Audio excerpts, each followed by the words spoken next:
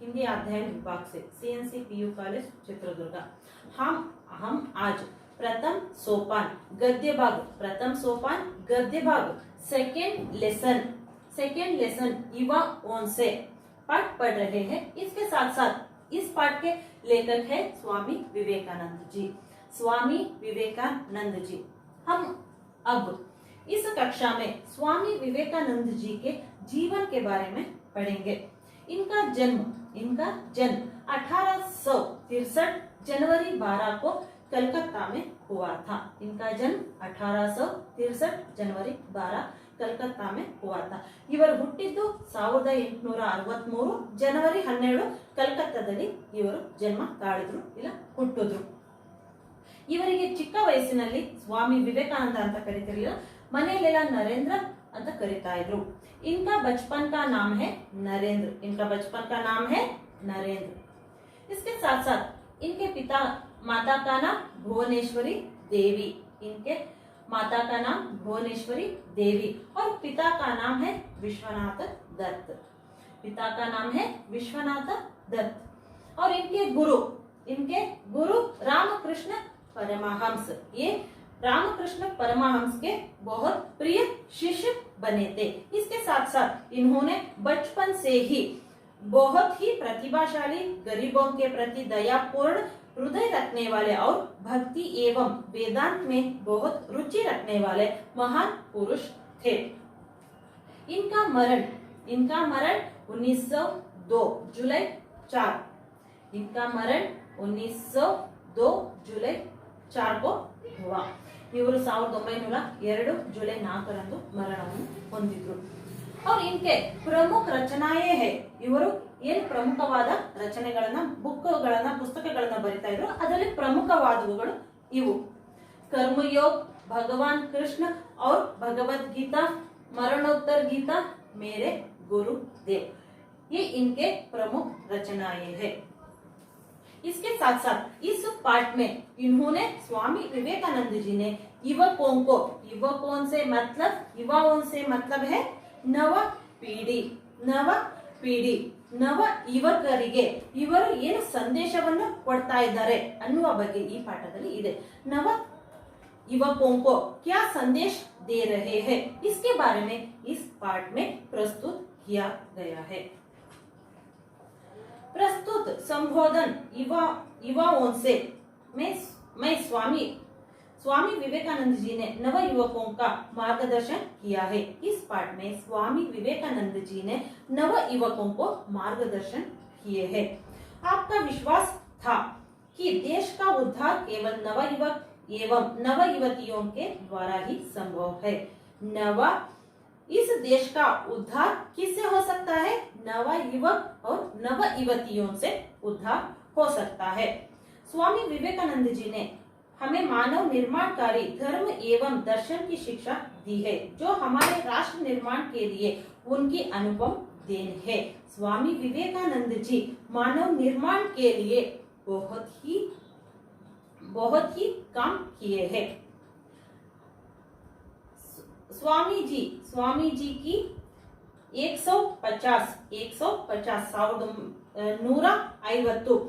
150ನೇ ಜಯಂತಿಯ ನೆನಪಿಗಾಗಿ ಈ ಪಾಠವನ್ನು ಈ ಪುಸ್ತಕದಲ್ಲಿ ಪ್ರಸ್ತುತಪಡಿಸಿದ್ದಾರೆ। मेरी आशा मेरा विश्वास नवीन पीढ़ी की नव युवकों पर है। मेरी आशा मेरी विश्वास नवीन पीढ़ी के युवकों पर है। किस पर है? स्वामी विवेकानंद जी का विश्वास किस पर है? नव युवक और नव युवतियों पर है। उन्हीं में से मैं अपने कार्यकर्ताओं का संग्रह करूंगा। उन्हीं में से नव युवकों में से ही मैं अपने कार्यकर्ताओं का क्या ಸಂಗ್ರಹ ಕರುಂಗ ಅಂದ್ರೆ ಇವರಿಗೆ ಯಾರ ಮೇಲೆ ನಂಬಿಕೆ ಇದೆ, ನಮ್ಮ ಭಾರತವನ್ನು ಏನು ಚೇಂಜಸ್ ಮಾಡಬಹುದು, ಬದಲಾವಣೆ ತರಬಹುದು ಅನ್ನೋ ವಿಷಯದಲ್ಲಿ ಯಾರ ಮೇಲೆ ನಂಬಿಕೆ ಇದೆ ಅಂದ್ರೆ ನವ ಯುವಕರ ಮೇಲೆ ನವ ಯುವತಿಯರ ಮೇಲೆ ತುಂಬಾನೇ ನಂಬಿಕೆ ಇದೆ। वे सिंह विक्रम से देश की यथार्थ उन्नति संबंधी सारी समस्या का समाधान करेंगे।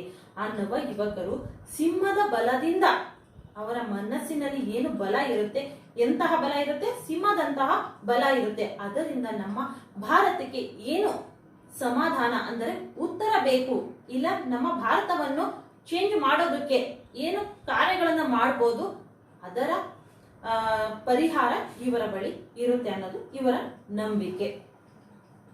वर्तमान काल में अनुष्ठेय आदर्श को मैंने एक निर्दिष्ट रूप में व्यक्त कर दिया है और उसको कार्यान्वित करने के लिए मैं अपना जीवन समर्पित कर दिया है. वर्तमान काल में अनुष्ठेय, वर्तमान काल में मैं आचरण करने के लिए भारत का पुनर्उन्नति आचरण करने के लिए मेरा सारा जीवन समर्पित कर रहा हूँ. वे एक केंद्र से दूसरे केंद्र का विस्तार करेंगे और इस प्रकार हम धीरे धीरे समग्र भारत में फैल जाएंगे. ಒಂದು ಪ್ರದೇಶದಿಂದ ಮತ್ತೊಂದು ಪ್ರದೇಶಕ್ಕೆ ತಮ್ಮ ಸಂದೇಶವನ್ನು ಕಳಿಸೋದ್ರಿಂದ ಭಾರತವನ್ನು ನಾವು ಭಾರತದಲ್ಲಿ ನಾವು ಬದಲಾವಣೆಯನ್ನು ತರಬಹುದು. ಅಂದ್ರೆ ಒಂದು ದೇಶದ ಒಂದು ಊರಿನಲ್ಲಿ ನವ ಯುವಕರಿಗೆ ಏನು ಸಂದೇಶ ಇವರು ಹೇಳ್ಕೊಟ್ಟಿರ್ತಾರೋ ಮತ್ತೆ ಅದೇ ಬೇರೆ ಊರಿನಲ್ಲಿ ಮತ್ತೊಂದು ಗುಂಪನ್ನ ಮಾಡಿಬಿಟ್ಟು ಅಲ್ಲಿ ಮತ್ತೆ ಇದೇ ಸಂದೇಶವನ್ನು ಕಳಿಸೋದು. ಅದೇ ತರಹ ಇಡೀ ಭಾರತದಲ್ಲಿ ನಮ್ಮದೇ ರಾಜ್ಯ ಆಗುತ್ತೆ, ಇಲ್ಲ ಅಂದ್ರೆ ಭಾರತವನ್ನು ಬದಲಾವಣೆ ಮಾಡಬಹುದು. ಇದರಿಂದ ಭಾರತದ ಬದಲಾವಣೆ ಆಗುತ್ತೆ. भारत वर्ष का पुनरुत्थान होगा, इससे भारत वर्ष का पुनरुत्थान या पुनः उन्नति होगा, पर वह शारीरिक शक्ति से नहीं वरना आत्म की शक्ति द्वारा. हम भारत का पुनः उन्नति करेंगे. किस तरह? शारीरिक बल से नहीं, हम ಆತ್ಮಕ್ಕೆ ಶಕ್ತಿಗೆ ದ್ವಾರ. ನಾವು ಶರೀರದ ಬಲದಿಂದ ಚೇಂಜಸ್ ಅನ್ನ ಮಾಡಲ್ಲ, ನಮ್ಮ ಆತ್ಮದ ಬಲದಿಂದ ಅಂದ್ರೆ ಕೆಲವು ಅಹಿಂಸೆಯ ತತ್ವದಿಂದ ಇದನ್ನ ನಾವು ಬದಲಾವಣೆ ತರಬಹುದು. वह उत्थान विनाश की ध्वज लेकर नहीं वरना शांति और प्रेम की ध्वज से. वह उत्थान हम क्या भारत का निर्माण करेंगे, वो विनाश की ध्वज लेकर नहीं, हम शांति और प्रेम की ध्वज लेकर शांति और प्रेम की संदेश करके इस भारत का नव निर्माण करेंगे. मैं अपने सामने एक सजीव दृश्य अवश्य देख रहा हूँ कि हमारी एक वृद्ध माता पुनः एक बार जागृत होकर अपने सिंहासन पर नवयौवन पूर्ण और पूर्व की अपेक्षा अधिक महामहिमान्वित होकर ವಿರಾಜಿ ಹೈ. ನಮ್ಮ ಭಾರತ ಮಾತೆಗೆ ಈಗ ವಯಸ್ಸಾಗಿದೆ ಅಂದ್ರೆ ಭಾರತದಲ್ಲಿ ಏನೂ ಇಲ್ಲ, ಸರಿಯಾಗಿ ಭಾರತದಲ್ಲಿ ಏನೂ ಆಚರಣೆಗಳು ಆಗ್ತಿಲ್ಲ. ಅದನ್ನ ನಾನು ಈಗ ಮತ್ತೆ ಪುನಃ ನಿರ್ಮಾಣ ಮಾಡಿ ಭಾರತ ಮಾತೆಗೆ ಒಂದು ಆಕೃತಿಯನ್ನ ಕೊಡ್ತೀನಿ ಅಂತ ಇವರು ಹೇಳ್ತಿದ್ದಾರೆ. ಯಾರು? ಸ್ವಾಮಿ ವಿವೇಕಾನಂದ. शांति और आशीर्वाद के वचनों के साथ सारे संसार में उसके नाम की घोषणा कर दो. शांति और आशीर्वाद के वचनों के साथ सारे संसार में उसके नाम का घोषणा कर दो. ಶಾಂತಿ ಮತ್ತು ಪ್ರೇಮದ ಸಂದೇಶದಿಂದ ನಾನು ಭಾರತವನ್ನ ಪುನಃ ನಿರ್ಮಾಣ ಮಾಡ್ತೀನಿ ಅಂತ ಇವರು ಸ್ವಾಮಿ ವಿವೇಕಾನಂದ ಜಿ ಹೇಳ್ತಿದ್ದಾರೆ. देखो वह निद्रित भारत अब जागने लगा है. ಇಷ್ಟು ದಿನ ಭಾರತ ಮಾತೆ ಏನು ಮಲ್ಕೊಂಡಿದ್ರು, ಇದರ ಅರ್ಥ ಅಂದ್ರೆ ಭಾರತ ಮಾತೆ ಯಾವ ಹೊಸ ಆಲೋಚನೆಗಳು ಇರಲಿಲ್ಲ, ಜನಗಳಲ್ಲಿ ಯಾವುದೇ ಹೊಸ ಆಲೋಚನೆಗಳು ಇರಲಿಲ್ಲ. ನಾನು ಇನ್ಮೇಲಿಂದ ಜನಗಳ ಮನಸ್ಸಿನಲ್ಲಿ, ನವ ಯುವಕರ ಮನಸ್ಸಿನಲ್ಲಿ ಹೊಸ ಆಚರಣೆಗಳನ್ನ ತಂದು ಭಾರತ ಮಾತೆಯನ್ನ ಪುನಃ ನಿರ್ಮಾಣ ಮಾಡ್ತೀನಿ. देखो वह निद्रित भारत अब जागने लगा है. अब भारत किस तरह जाग रहा है? नव युवकों के कारण भारत जाग रहा है. मानो हिमालय के प्राण पद वायु स्पर्श से मृत देह के शीतल प्राय अस्थि मांस तक प्राण संचार हो रहा है. इतने दिन हमारी भारत माता मर चुकी थी, अब वो अस्थि से बाहर निकल रही है. किस तरह? हिमालय के वायु से. हिमालय का वायु का मतलब नव युवकों के बातों से. अब भारत माता जाग रही है. ಇಷ್ಟು ದಿನ ಭಾರತ ಮಾತೆ ಏನಾಗಿದೆ, ಸತ್ತಂತೆ ಕಾಣ್ತಾ ಇತ್ತು. ಅಂದ್ರೆ ಯಾವುದೇ ಹೊಸ ಆಲೋಚನೆಗಳು ನಮ್ಮ ದೇಶದಲ್ಲಿ ಇರಲಿಲ್ಲ. ಈಗ ನವ ಯುವಕರು ತಮ್ಮದೇ ಆದಂತಹ ರೂಪದಲ್ಲಿ ಇವರ ಸಂದೇಶವನ್ನ, ಸ್ವಾಮಿ ವಿವೇಕಾನಂದಜಿಯವರ ಸಂದೇಶವನ್ನ ತಗೊಂಡು ಇವರು ಭಾರತವನ್ನ ಹೊಸ ನಿರ್ಮಾಣದ ದಾರಿಯನ್ನ ಹುಡುಕ್ತಾ ಇದ್ದಾರೆ. ಭಾರತವನ್ನ ಹೊಸ ನಿರ್ಮಾಣ ಮಾಡೋದಕ್ಕೆ ದಾರಿಯನ್ನ ಹುಡುಕ್ತಾ ಇದ್ದಾರೆ ಯಾರು? ನವ ಯುವಕರು. जड़ता धीरे धीरे दूर हो रही है. हमारे भारत का जड़ता, क्या जड़ता से भारत माता भर चुकी थी, वो अब धीरे धीरे से दूर हो रहा है.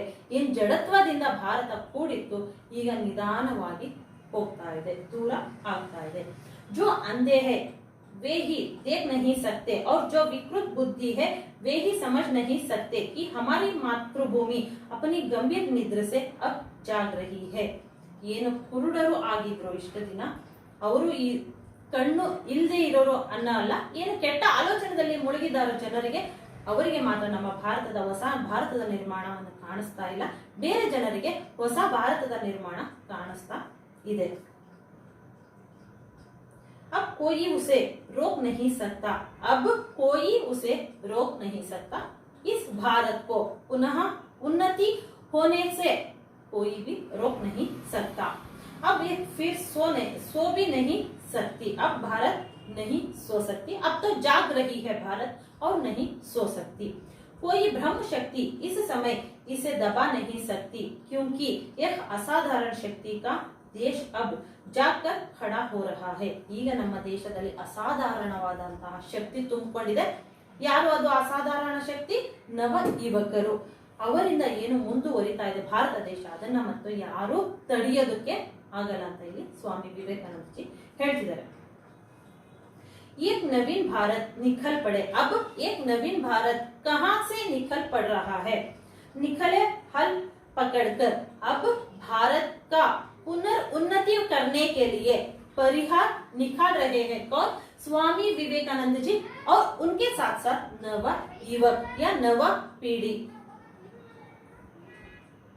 किसानों की कुटी भेद कर मचुआ मोची मेहतरों की झोपड़ियों से निकल पड़े, बनियों की दुकानों से, बुजुआ के भाड़ के पास से, कारखानों से, हाट से, बाजार से निकले, झड़ियों से, जंगलों से, पहाड़ों से और पर्वतों से. यहाँ से सब नवा युवक बाहर आ रहे हैं. भारत की उन्नति करने के लिए यहाँ से नवा युवक आगे चल रहे हैं. क्या भारत मर जाएगा? क्या भारत मर जाएगा? कब भारत मर जाएगा? तब तो संसार से सारी आध्यात्मिकता का समूल नाश हो जाएगा. सारे सदाचारण पूर्ण आदर्श जीवन का विनाश हो जाएगा. धर्मों के प्रति सारी मधुर सहानुभूति नष्ट हो जाएगी.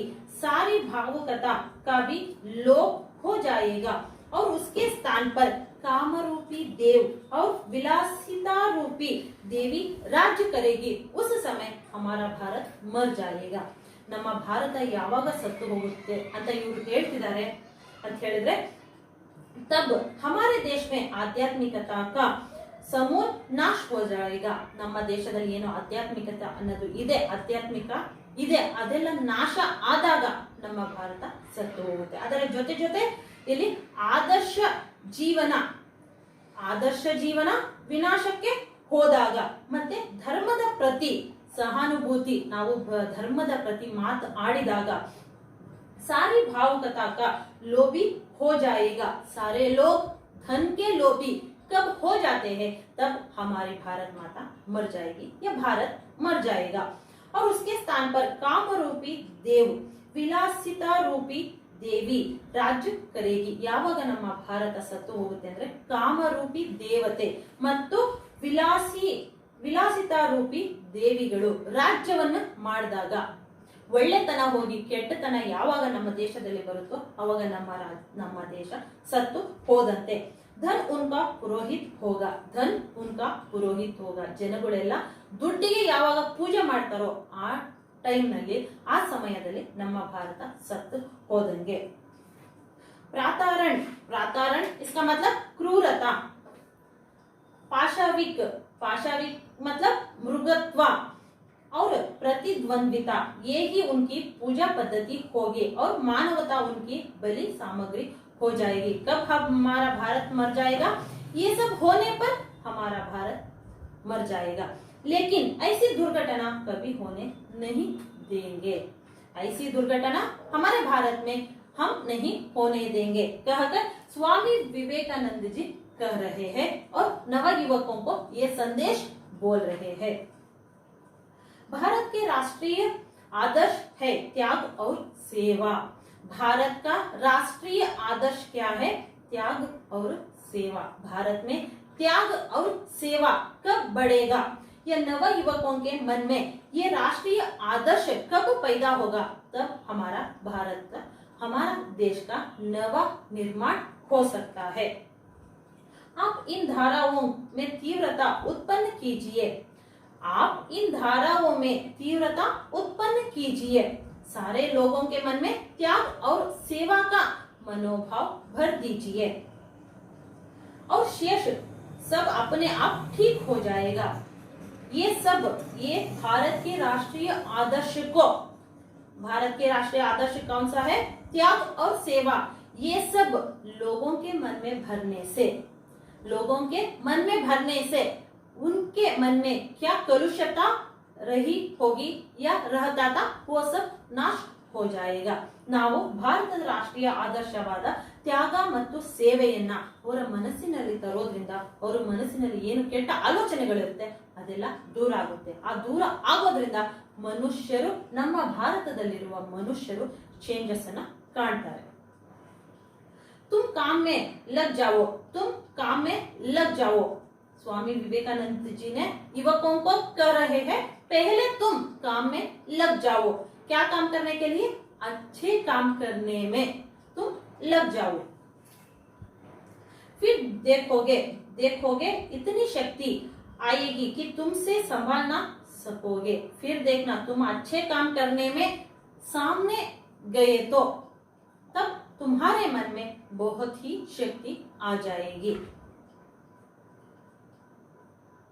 दूसरों के लिए रत्ती भर सोचना, दूसरों के लिए हम रत्ती भर सोचने से, काम करने से भीतरी शक्ति उड़ जाती है। हम दूसरों के बारे में रत्ती भर सोचने से या अच्छे काम करने से हमारे मन में और भी बहुत शक्ति, सिंह जैसा बल आ सकती है। दूसरों के लिए रत्ती भर सोचने से धीरे धीरे हृदय में सिंह सा बल आ जाता है। ನಾವು ಬೇರೆಯವರ ಬಗ್ಗೆ ಒಳ್ಳೆತನ ಯೋಚನೆ ಮಾಡೋದ್ರಿಂದ ನಮ್ಮ ಮನಸ್ಸಿನಲ್ಲಿ ಕಲುಷಿತವಾದ ಮನಸ್ಸು ಎಲ್ಲ ಹೋಗ್ಬಿಟ್ಟು ಒಳ್ಳೆತನ ತುಂಬಿಕೊಳ್ಳುತ್ತೆ। ಅದರಿಂದ ನವ ಭಾರತದ ನಿರ್ಮಾಣವನ್ನ ಮಾಡಬಹುದು। तुम लोगों से मैं इतना स्नेह करता हूँ, तुम लोगों से मैं इतना स्नेह करता हूँ, परंतु यदि तुम लोग दूसरों के लिए परिश्रम करते करते मर भी जाओ तो भी यह देखकर मुझे प्रसन्नता ही होगी। तुम लोगों से मैं इतना स्नेह करता हूँ, मैं तुम लोगों से इतना मानता हूँ, तुम लोगों को मैं इतना मानता हूँ, परंतु यदि तुम दूसरे लोगों के लिए परिश्रम करते करते मर भी गए तो भी मैं तुम्हारा प्रसन्नता करूंगा। ನಾನು ನಿಮ್ಮಿಂದ ಏನು ಪಡ್ಕೊಳ್ತೀನಿ ಅಂತ ಹೇಳಿದ್ರೆ ಒಳ್ಳೆತನವನ್ನ ತಗೊಂತೀನಿ। ನೀವು ಒಳ್ಳೆ ಕೆಲಸ ಮಾಡುವಾಗ ಸತ್ತೋದ್ರೂ ಪರವಾಗಿಲ್ಲ, ನಾನು ನಿಮ್ಮ ಬಗ್ಗೆ ತುಂಬಾನೇ ಪ್ರೀತಿ ಇಟ್ಕೊಳ್ತೀನಿ। केवल वही व्यक्ति सबकी अपेक्षा उत्तम रूप से कार्य करता है। केवल वही व्यक्ति सबके अपेक्षा उत्तम रूपी से कार्य करता है। कौन है वो व्यक्ति? आगे देखेंगे। जो पूर्णता निस्वार्थी है, पूर्णता से निस्वार्थी रहेगा, अपने मन से निस्वार्थ रहेगा, वही उत्तम रूपी मनुष्य बन सकता है। ಯಾರು ಮನಸ್ಸಿನಿಂದ ನಿಸ್ವಾರ್ಥವಾಗಿ ಸೇವೆಯನ್ನ ಮಾಡ್ತಾರೋ ಅವರೇ ಉತ್ತಮವಾದ ಮನುಷ್ಯರು। जिसे ना तो धन की लालच है, जिसे ना धन की लालच है, ना कीर्ति की और ना किसी अन्य वस्तु की। ಯಾರು ಮನುಷ್ಯ ನಿಸ್ವಾರ್ಥದಿಂದ ಅಂತ ಹೇಳಿದ್ರೆ ದುಡ್ಡಿನ ಬಗ್ಗೆನೂ ಯೋಚನೆ ಇರಬಾರ್ದು ಅವರ ಮನಸ್ಸಿನಲ್ಲಿ।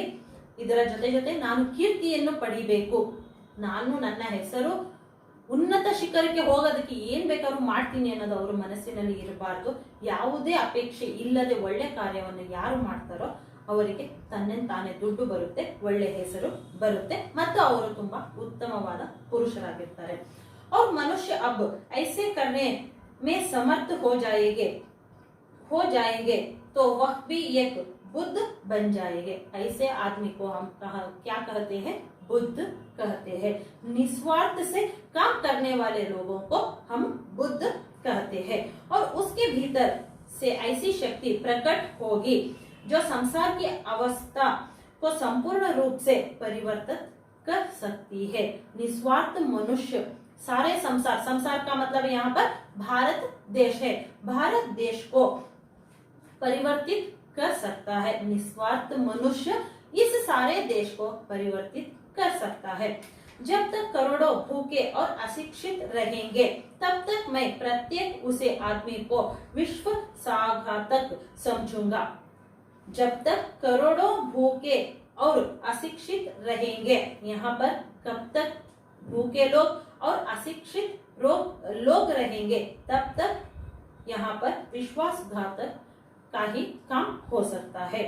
जो उनके खर्च पर शिक्षित हुए है परंतु जो उन पर तनिक भी ध्यान नहीं देता, वे लोग जिन्होंने गरीबों को कुचलकर बड़े लोग बनने के लिए क्या कुछ कर सकते हैं, धन पैदा किए हैं और अब टाट भाट से अकड़कर चलते हैं। यदि उन 20 करोड़ देशवासियों के लिए जो इस समय भूखे और असभ्य बने हुए हैं कुछ नहीं करते तो वे घृणा के पात्र है।